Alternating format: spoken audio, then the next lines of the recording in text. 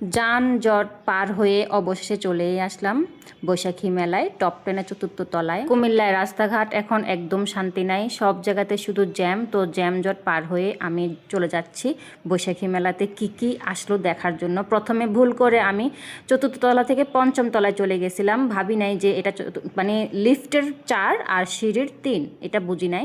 তো যাই হোক, অবশেষে চলেই আসলাম। ঢুকেই দেখি এত ভিড়, মানে এত মানুষ। আমি তো ভাবিই নাই যে বৈশাখী মেলা সবাই এত এত পছন্দ করে, আর পছন্দ কেন করবে না। এখানে এত সুন্দর সুন্দর ডিজাইনের আংটি, ব্রেসলাইট, প্রত্যেকটা মেলায় কিন্তু আকর্ষণীয় থাকে এই কসমেটিক দোকানগুলো। প্রত্যেকটা মহিলাই কিন্তু শুরুতেই এই দোকানগুলোতেই আসে। তো আমিও এখানে চলে আসলাম।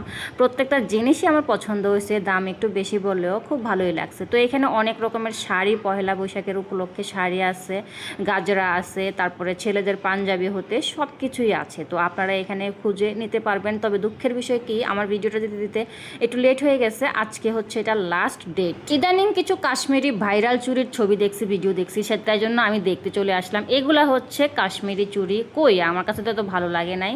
আর বিশেষ করে এই নখের যে নখগুলা, মানে নকল নখ, আমি অরিজিনাল নখ একটু বড় হলেই বিরক্ত হয়ে যায়, কখন কাটবো, আর তারা কীভাবে নকল নখ দেয়। আর এই চুড়িগুলো দেখেন, আমার কাছে অনেক ভালো লাগছে।